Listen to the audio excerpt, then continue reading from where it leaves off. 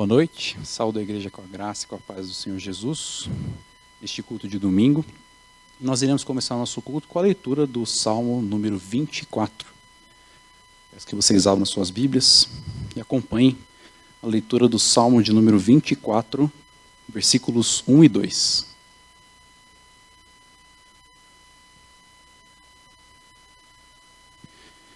Ao Senhor pertence a terra e tudo o que nela se contém, o mundo e os que nele habitam.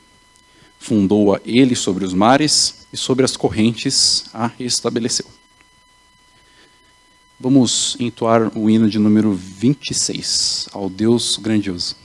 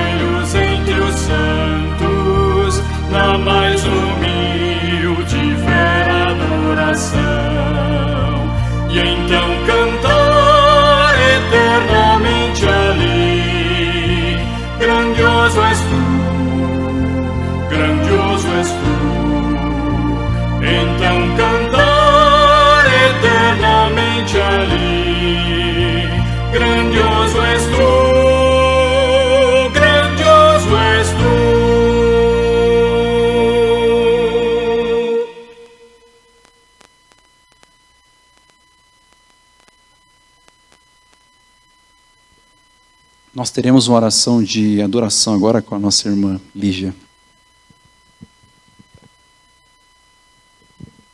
A paz, igreja, vamos orar.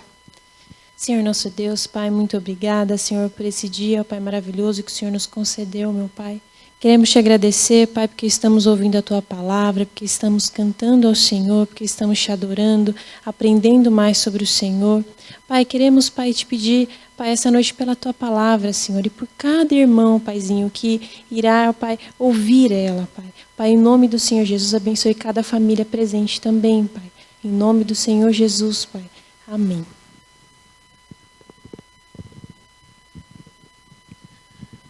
Dando continuidade ao nosso culto ao Senhor, gostaria de pedir que a igreja abrisse no Salmo de número 32 e acompanhasse a leitura que irei fazer. Salmo de número 32, vamos ler todo o capítulo. A bem-aventurança de quem recebe o perdão, de Davi, salmo didático. Bem-aventurado aquele cuja iniquidade é perdoada, cujo pecado é coberto. Bem-aventurado o homem a quem o Senhor não atribui iniquidade e em cujo espírito não há dolo. Enquanto calei os meus pecados, envelheceram os meus ossos pelos meus constantes gemidos todo o dia. Porque a tua mão pesava dia e noite sobre mim, e o meu vigor se tornou em sequidão de estio. Confessei-te o meu pecado, e a minha iniquidade não mais ocultei. Disse, confessarei ao Senhor as minhas transgressões, e tu perdoaste a iniquidade do meu pecado. Sendo assim, todo homem piedoso te fará súplicas em tempo de poder encontrar-te. Com efeito, quando transbordarem muitas águas, não atingirão. Tu és o meu esconderijo, tu me preservas da tribulação e me cercas de alegres cantos de livramento. Instruir-te-ei e te ensinarei o caminho que deves seguir, e sob as minhas vistas te darei conselho. Não sejais como o cavalo ou a mula, sem entendimento, os quais com freios e cabrestos são dominados. De outra sorte, não te obedecem. Muito sofrimento terá de curtir o ímpio, mas o que confia no Senhor, a misericórdia o assistirá. Alegrai-vos no Senhor e regozijai-vos, ó justos. Exultai, vós todos que sois retos de coração. Amém. Vamos entoar agora o hino de número 68, Necessidade.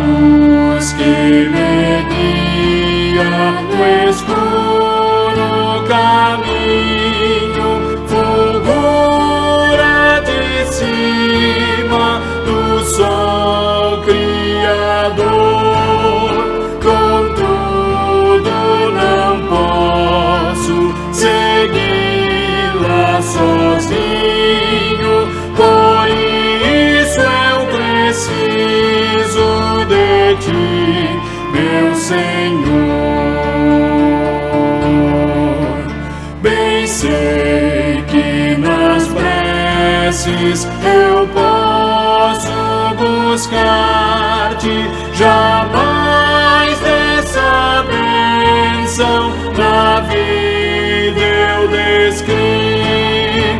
Contudo é possível que dela me afaste, por isso, Senhor, eu preciso de ti.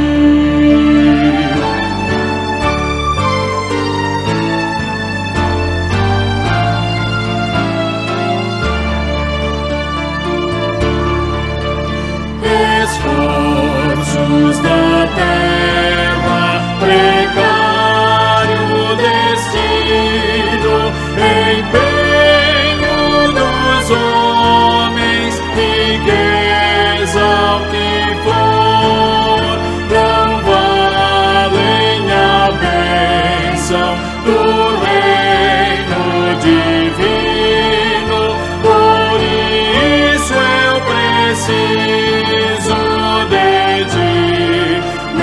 Senhor. Amém.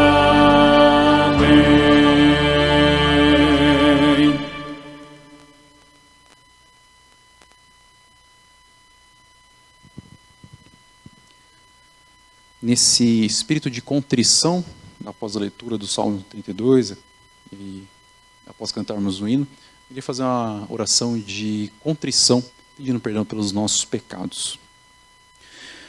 Senhor Deus, ó Pai, obrigado, Senhor, porque nós temos acesso ao Teu perdão, Pai, graças ao Teu Filho. Nós colocamos diante de Ti agora nossas falhas, nossas imperfeições, que esse possa ser um exercício constante em nossa vida, Pai, que possamos sempre confessar o nosso pecado, apresentar diante de Ti, e que através de Ti nós possamos ter consciência do Teu perdão, Pai. Em nome de Jesus, que nós possamos agora, de coração limpo, poder adorar o Teu nome em espírito e em verdade. Em nome de Jesus é que oramos e agradecemos. Amém. Bem, dando continuidade ao nosso culto, após pedirmos perdão pelos nossos pecados, eu peço que a igreja agora abra no Salmo de número 150. Nós faremos novamente a leitura de todo o capítulo. Você que está aí na sua casa, leia junto, também em alta voz comigo. Salmo de número 150. Doxologia final. Aleluia. Louvai a Deus no seu santuário.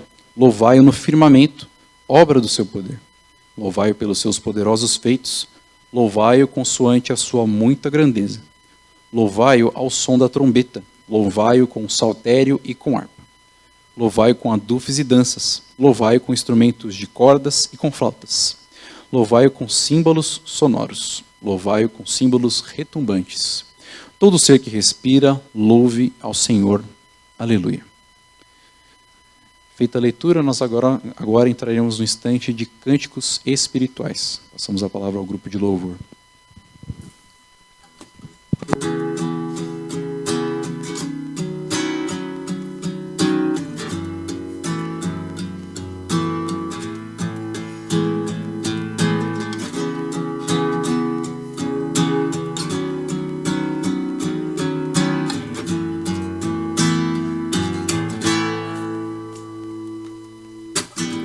Dos montes corre para o mar, teu rio de amor por mim. Eu abrirei meu coração, deixando a tua cura. Me alegro por te pertencer, levantarei as minhas mãos. O teu amor me alcança e me faz louvar-te. Cantarei teu amor pra sempre. Cantarei teu amor pra sempre. Cantarei teu amor pra sempre. Cantarei teu amor. Dos montes corre para o mar, teu rio de amor por mim. Eu abrirei meu coração, deixando a tua cura. Me alegro por te pertencer, levantarei as minhas mãos. O teu amor me alcança e me faz louvar-te. Cantarei teu amor pra sempre. Cantarei teu amor pra sempre. Cantarei teu amor pra sempre. Cantarei teu amor. Meu coração exulta, de alegria eu canto. Se o mundo conhecer a ti, ele se encherá com a tua alegria. Cantarei teu amor pra sempre. Cantarei teu amor pra sempre. Cantarei teu amor pra sempre. Cantarei teu amor. Cantarei teu amor pra sempre. Cantarei teu amor pra sempre.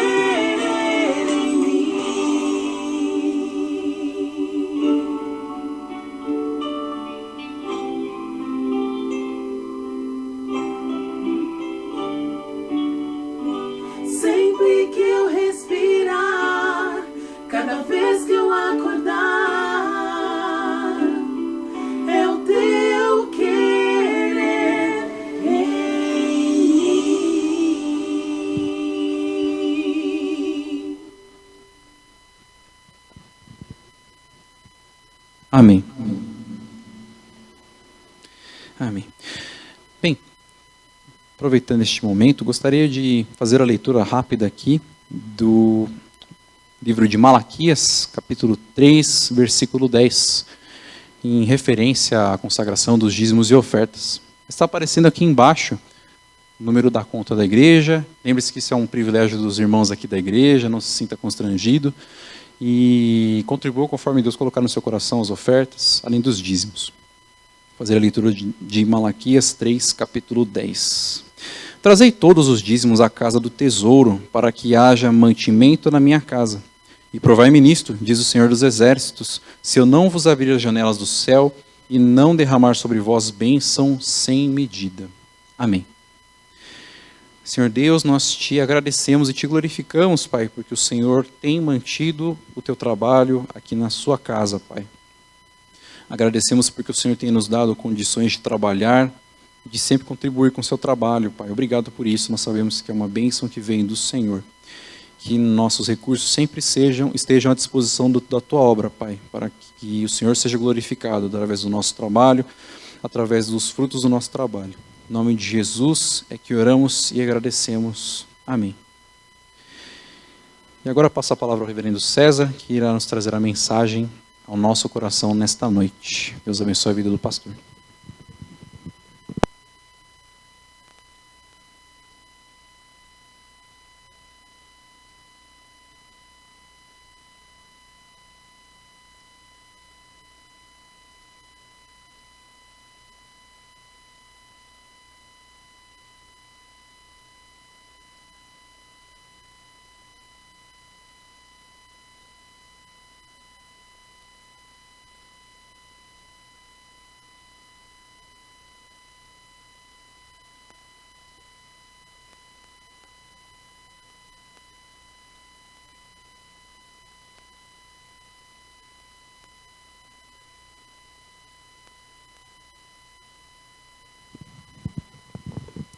Quero saudar os irmãos com a graça e a paz de Cristo.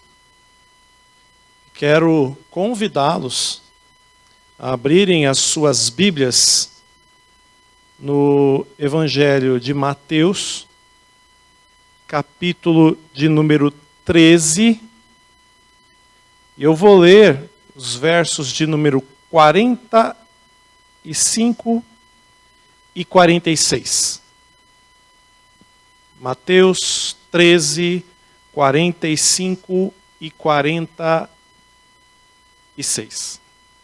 Diz assim a palavra de Deus: O reino dos céus é também semelhante a um que negocia e procura boas pérolas. E tendo achado uma pérola de grande valor, vende tudo o que possui e a compra. Amém. Queridos, o texto que nós acabamos de ler, ele está contido num capítulo que possui 7 parábolas. Nós encontramos 7 parábolas no 13º capítulo do Evangelho de Mateus. E dessas 7 parábolas, 2 Jesus apresenta a parábola e Jesus explica a parábola.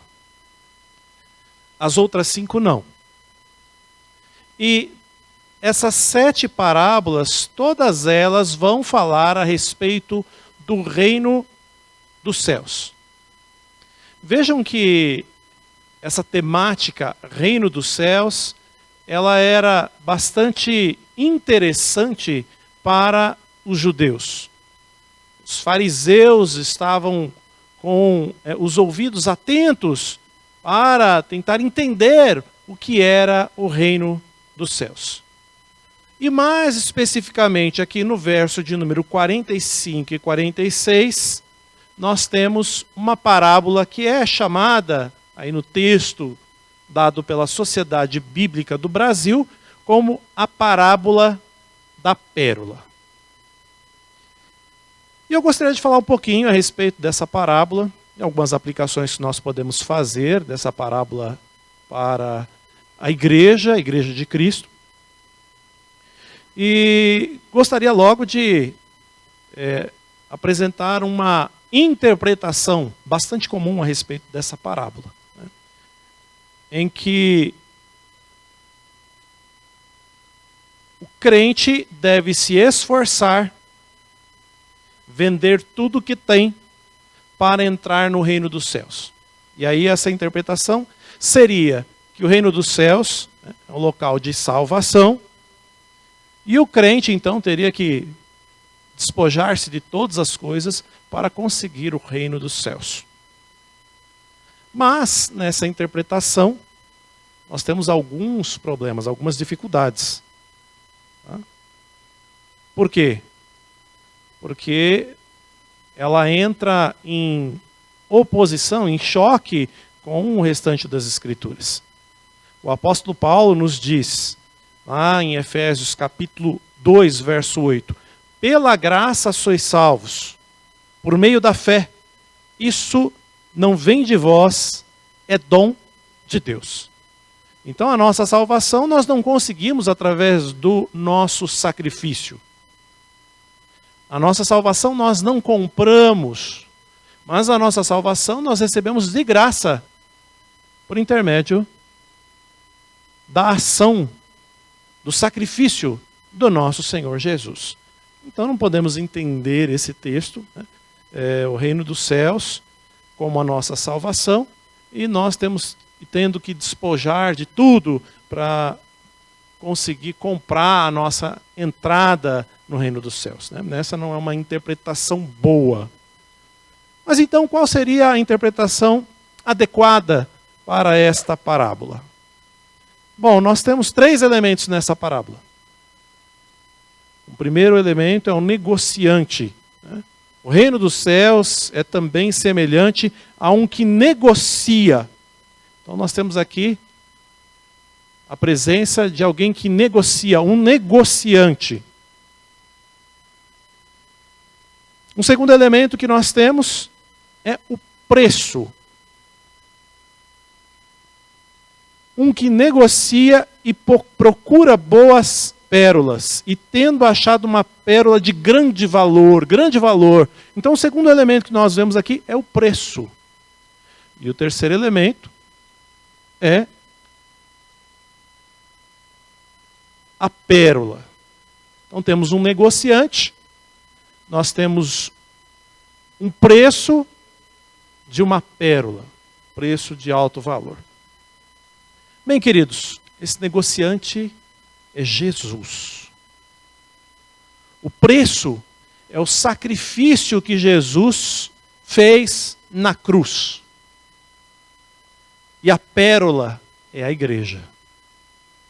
Então, Jesus, ele se sacrificou para pagar um alto preço, a fim de comprar essa pérola que é a igreja, que são os eleitos, que são os seus. Então a igreja aqui, ela é comparada a uma pérola. A igreja, amados, é comparada à pérola, aqui na parábola, ao lírio dos vales. A igreja é comparada à noiva de Cristo. A igreja tem alto valor, porque foi comprada com alto preço. E a igreja de Cristo deve ser valorizada, deve ser amada, deve ser querida. E talvez nos dias atuais a gente esteja sentindo essa ausência de estarmos nessa comunhão com a igreja. Fazemos parte da igreja, somos igreja, mas por causa aí da pandemia, por causa desse distanciamento social, a comunhão, ela não está plena. Claro que temos comunhão com os irmãos, às vezes ligamos para um outro irmão, passamos uma mensagem pelas redes sociais, pelo WhatsApp, mas a comunhão não é plena. Por que não é plena? Porque estamos distanciados. E a gente sente isso. Estamos almejando, rogando a Deus que, por intermédio dessa vacina, nós, breve, possamos estar livres desse vírus e possamos novamente nos reunir com a igreja. Então devemos valorizar a igreja, devemos amar a igreja, porque a igreja foi comprada com um alto preço. E aqui a igreja é colocada como a pérola. Eu gostaria de fazer alguns destaques nessa noite. Algumas características desta pérola chamada igreja. Eu sei que quando a gente fala de pérola, é algo um pouco distante da realidade de nós, da maioria, quero crer, né? A gente pode até conhecer pérola, mas bijuteria. É uma pérola, aquela que é legítima, tem um preço muito alto. Mas é a pérola que tem o preço muito alto, que adorna rainhas, que adorna princesas, que utilizam aqueles maravilhosos colares. A pérola tem o seu valor há tempos bastante remotos. Como vemos aqui no relato bíblico, desde a época de Cristo, a pérola já era algo que tinha grande valor. Mateus aqui faz essa comparação, né? Mostra essa comparação feita por Jesus. A igreja é algo que tem muito valor. E podemos então fazer algumas comparações, algumas características entre a pérola e a igreja. Uma primeira comparação que eu quero fazer. A pérola, queridos irmãos, ela é produto de sofrimento.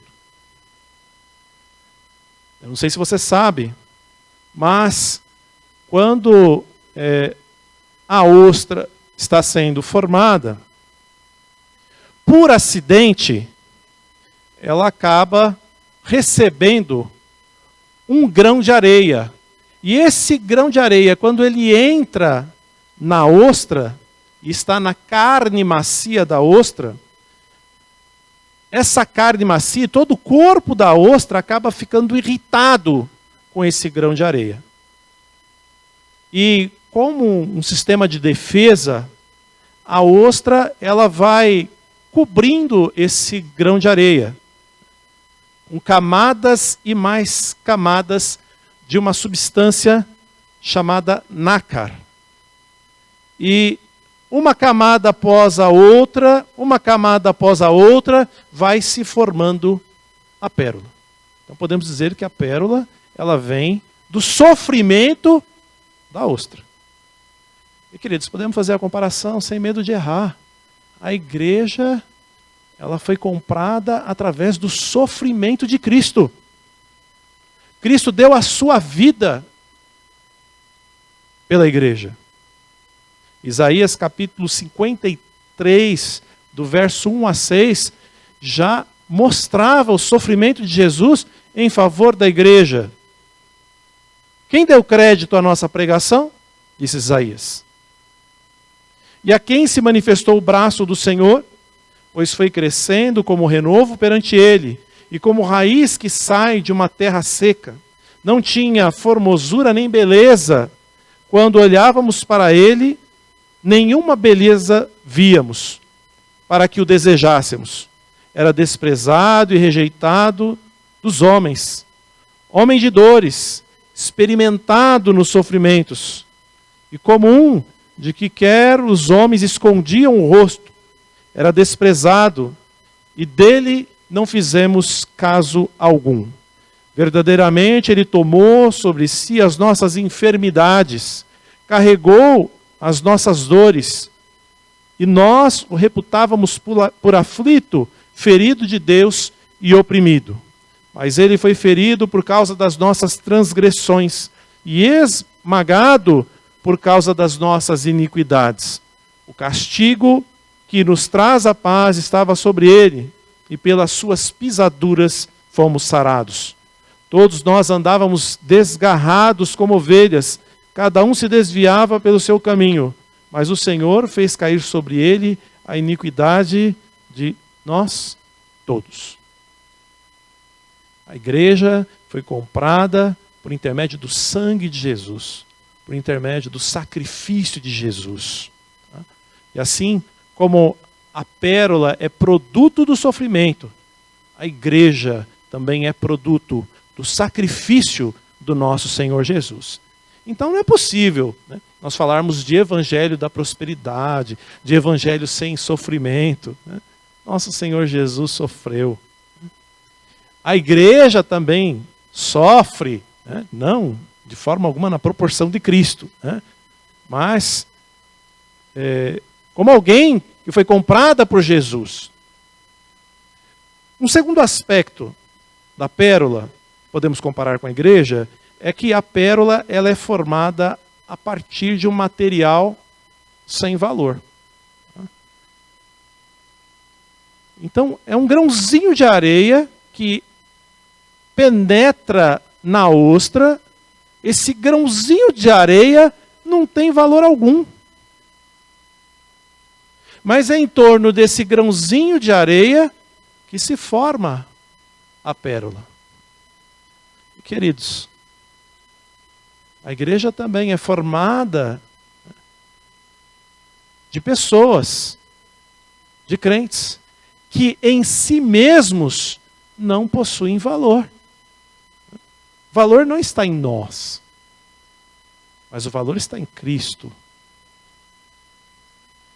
Nós mesmos não teríamos condições de formar a igreja imaculada, pura, santa, mas é a obra de Jesus.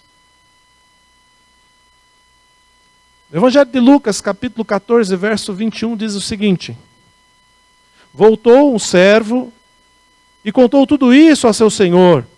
Então o dono da casa, indignado, disse a seu servo: sai depressa para as ruas e becos da cidade e trazei aqui os pobres, os aleijados, os cegos e os coxos.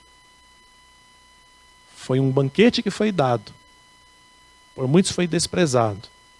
Mas aí, esse banquete aberto, né, para os pobres, para os aleijados, para os cegos, para os coxos. Assim é a igreja.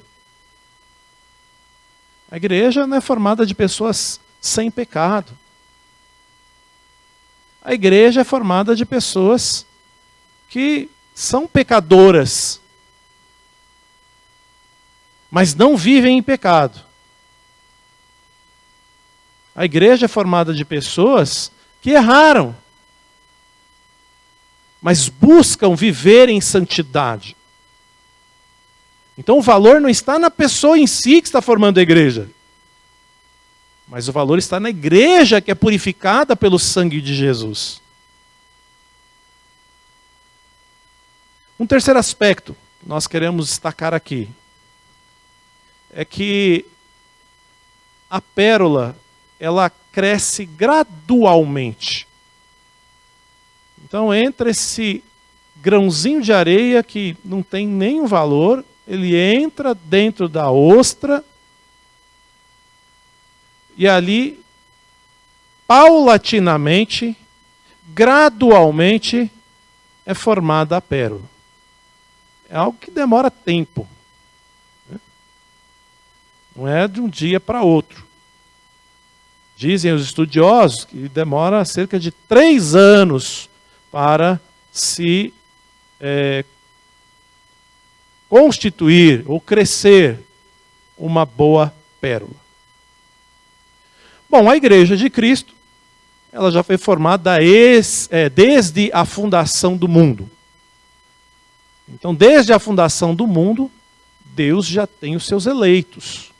Já sabe quem é a igreja.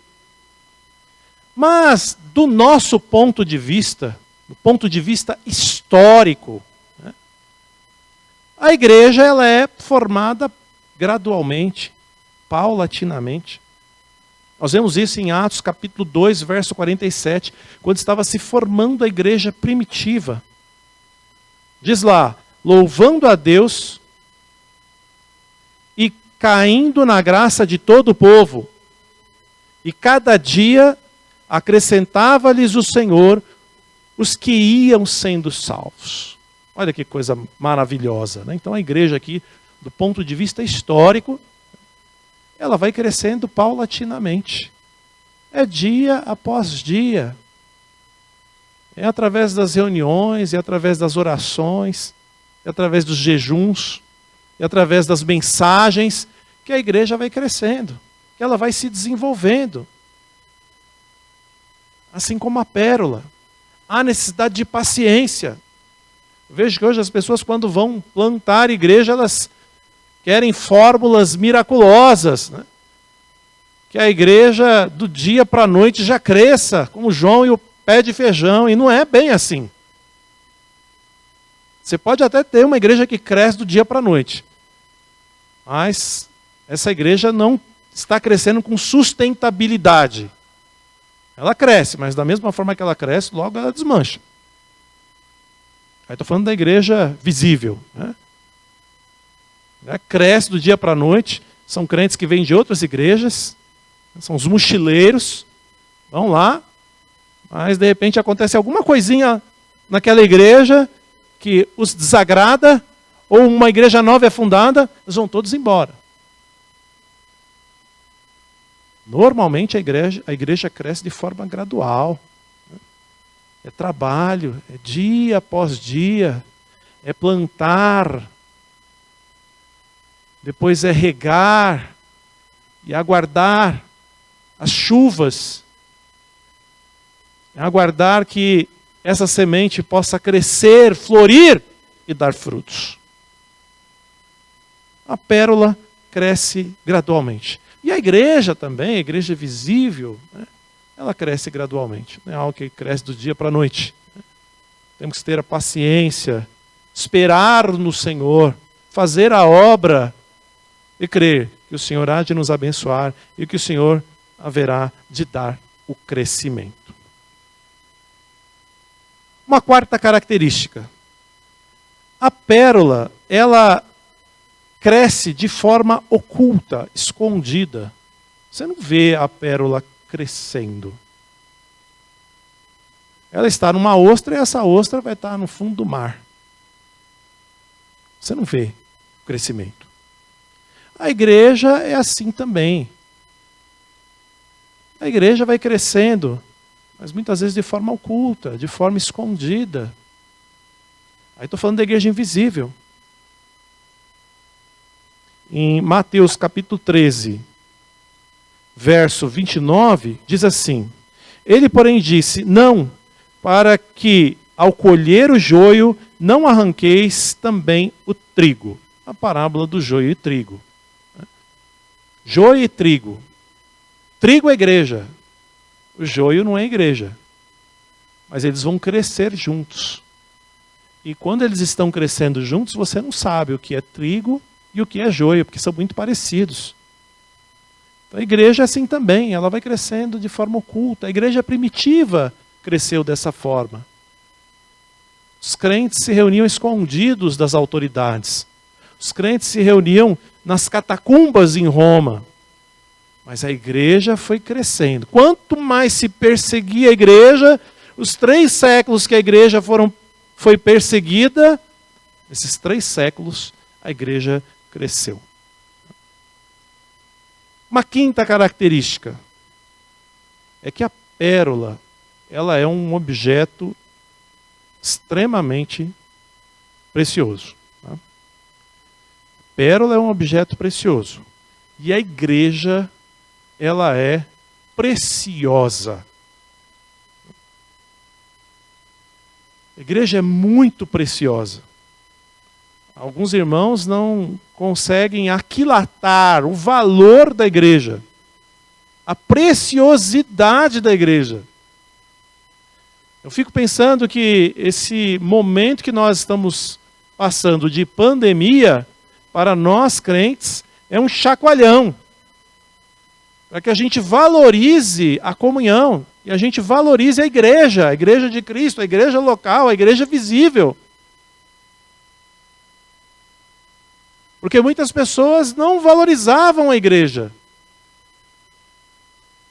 Quantos irmãos vinham na igreja uma vez ao mês? Ou uma vez cada trimestre? Quantos irmãos não davam o devido valor à Santa Comunhão, à Santa Ceia? Quantos irmãos não davam o devido valor à escola dominical? É triste isso. Mas agora, nesse momento difícil, nesse momento de pandemia, em que a gente faz a escola dominical lá atrás de uma telinha, né? Tem toda a tecnologia, mas não tem um contato físico, não tem um abraço.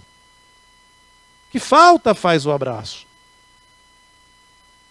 Nós fazemos o culto como estamos fazendo agora. Né? Estou gravando agora. Sexta-feira à noite.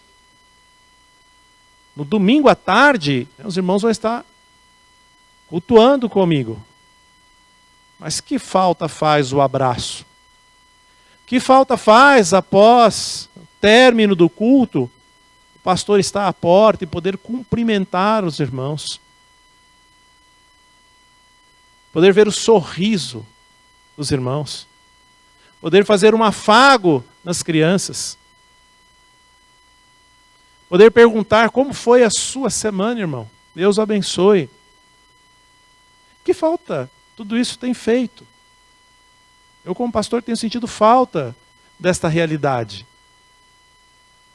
E talvez, irmãos, né, isso esteja ocorrendo para que nós valorizemos mais e mais a igreja, porque a igreja, ela é um objeto precioso, mais precioso do que a própria pérola em si. Aqui é uma comparação. A igreja é preciosa. Devemos valorizar, devemos amar a nossa igreja.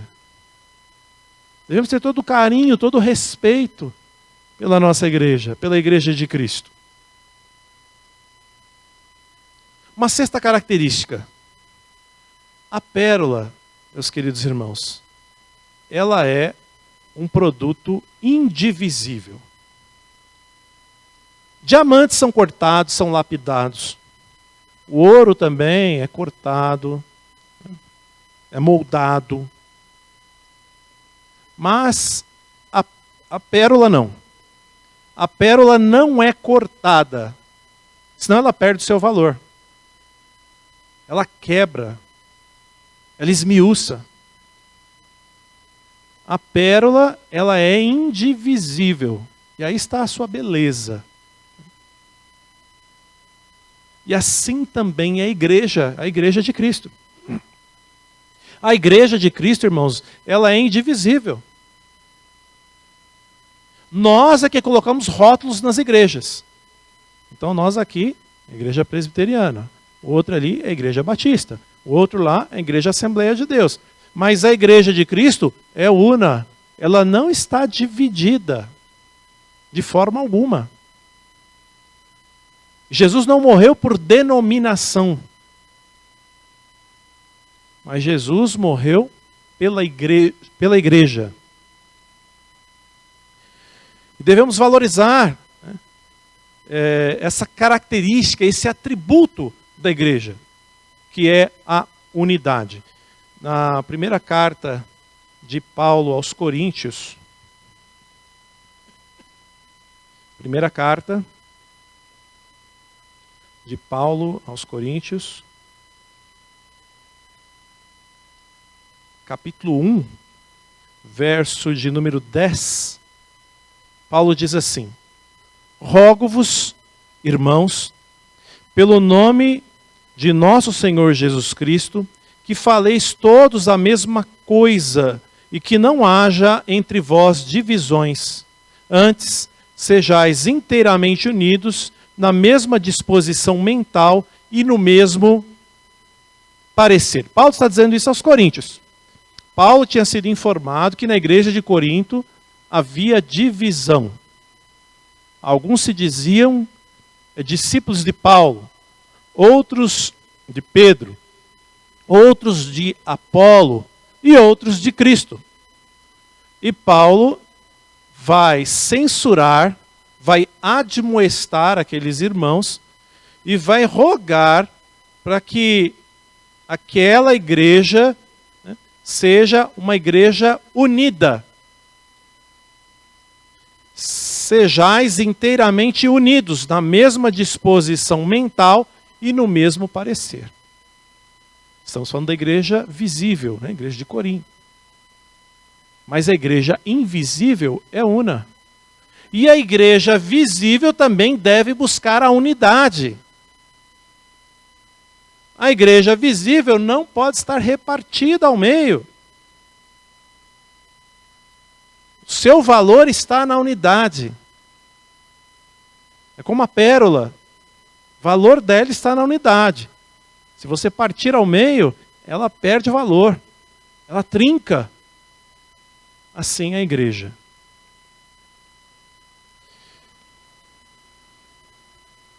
Outra característica, irmãos.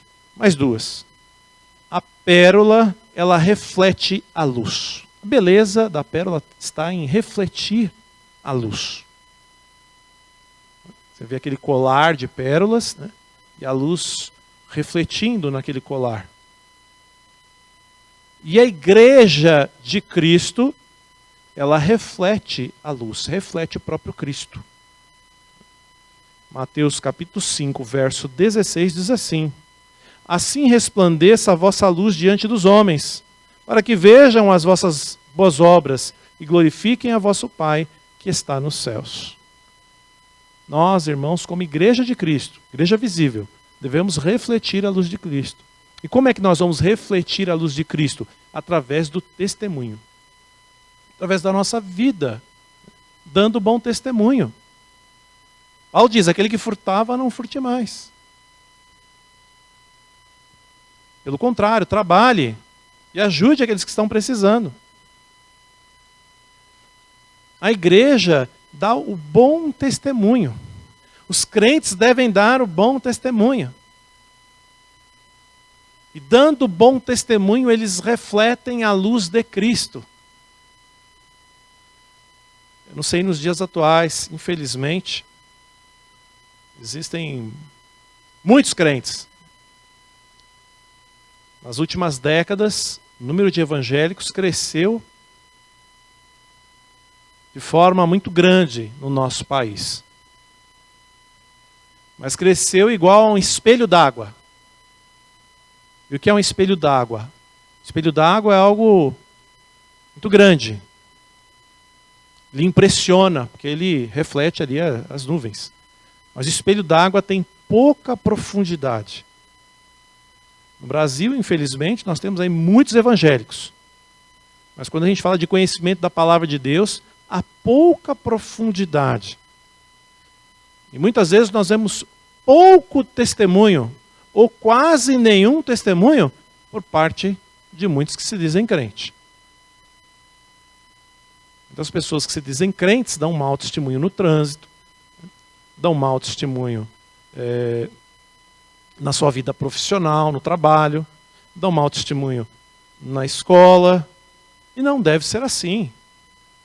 Nós, como crentes, devemos refletir a luz de Cristo, devemos dar o testemunho. Né? Assim como a pérola reflete a luz, nós, como crentes, devemos dar, né, esse testemunho, refletir a luz de Cristo. E olha, irmãos, como é bonito quando alguém dá o testemunho, um crente que, de fato, vive o Evangelho e testemunha na sua vida. Acho que eu já falei isso aos irmãos aqui. Já há algum tempo, na época que eu fazia o seminário, época difícil, né? Dinheirinho contado. Meu filho está aqui comigo, me ajudando na liturgia, ainda era um bebê, né? Não tinha um aninho, e ele ficou doente. Eu estava no seminário e ele ficou doente. E a minha esposa precisava comprar algumas coisas lá na farmácia, mas ela não tinha o dinheiro. Ela foi lá ver o preço. E ao ver o preço, o rapaz falou o preço, um produto, já não me lembro o que era, que ela foi comprar. Mas ela disse, não, por enquanto não dá, né? Eu vou comprar depois. E o rapaz falou, não, pode levar o produto. Eu vou marcar aqui, depois a senhora paga. Ah, mas... Aí falou, não, você é neta do seu Isaías. Isaías foi meu avô. Meu avô morava próximo àquela farmácia, era uma pessoa de bom testemunho. Meu avô nunca gostou de dever nada para ninguém, era uma pessoa honesta, uma pessoa que buscava ter uma vida cristã correta. E deixou essa impressão ali para o farmacêutico. E ainda depois de morto, ali, meu avô já fazia alguns anos que tinha falecido, o testemunho dele foi grande a ponto de ter crédito, não para ele, mas para a neta dele. Isso, 2 testemunhos em diversas igrejas que eu passo, mas só para mostrar o valor do testemunho, de refletir a luz de Cristo. Você não está abençoando somente a si, mas você está abençoando a sua geração. Você está abençoando as pessoas que estão ao seu redor. Você tem essa missão de refletir a luz de Cristo através do seu testemunho, através da sua vida.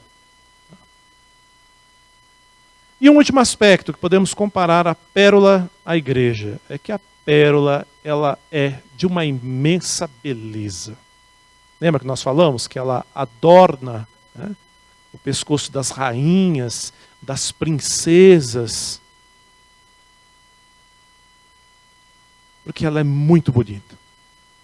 É de uma beleza imensa, a pérola. E queridos, a igreja de Cristo é de uma beleza imensa. A igreja de Cristo é pura. A igreja é chamada da noiva de Cristo. A igreja é chamada do lírio dos vales, a rosa de Saron.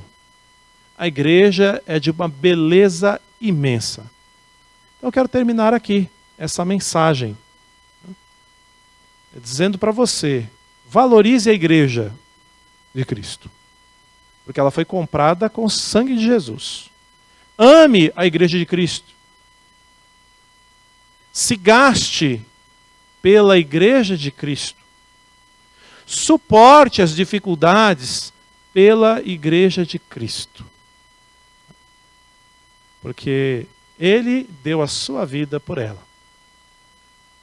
E comprou com o seu sangue essa igreja. Né? Que Deus nos abençoe e possamos valorizar cada vez mais, amar a igreja de Cristo e dar esse testemunho. Deus nos abençoe. Nós vamos orar, estamos chegando ao final do nosso culto. Eu quero pedir a você, onde você está, você feche seus olhos. Vamos falar com Deus, vamos agradecer a Deus, rogar que Ele continue nos abençoando. Pai Santo, Deus amado, nós queremos agradecer ao Senhor, porque somos igreja, fomos comprados com o sangue de Jesus na cruz e no Calvário. Te agradecemos por fazer parte da igreja. E queremos, ó Deus, pedir que o Senhor nos abençoe a cada vez mais nós honrarmos a igreja, nós testemunharmos da igreja, nós vivermos como igreja de Cristo, nós amarmos a igreja de Cristo. Ó Senhor, que valorizemos os momentos de comunhão, e valorizemos, ó Deus, os momentos de pregação da Tua Palavra, os momentos de leitura da Tua Palavra, os momentos de cântico, de adoração, que fazem parte da igreja. Que possamos valorizar, e que no momento que o Senhor fazer cessar essa pandemia, que possamos sempre, como igreja, estarmos na Tua casa, adorando ao Senhor. Nós oramos assim, no nome de Jesus, nosso Senhor e Salvador. Amém. E agora, amados, a maravilhosa graça do Senhor Jesus, o grande amor de Deus Pai e as consolações de Cristo sejam sobre vós e para todos sempre. Amém. Meus queridos, Deus abençoe a todos, que todos tenham uma boa semana. Nós temos aí alguns dos nossos irmãos que têm sofrido aí através da Covid, né? Nós temos nosso grupo de WhatsApp, e alguns irmãos têm postado ali os momentos de aflição, às vezes na família mais próxima, em outras situações numa família um pouquinho mais distante, mas nós continuamos a orar aí pelos nossos irmãos, né? Nós temos notícias de muitos pastores que também estão doentes, né? Precisam das nossas orações, irmãos próximos que necessitam das nossas orações. Vamos continuar firmes como igreja, orando por esses nossos irmãos e clamando ao Senhor, que o Senhor faça cessar essa doença, que o Senhor também dê sabedoria às pessoas, né? Para que essas pessoas não abusem, né, de determinadas situações em que haja a possibilidade de se contaminarem, né? Mas que as pessoas estejam agindo com prudência. Que Deus nos abençoe. Uma boa semana a todos.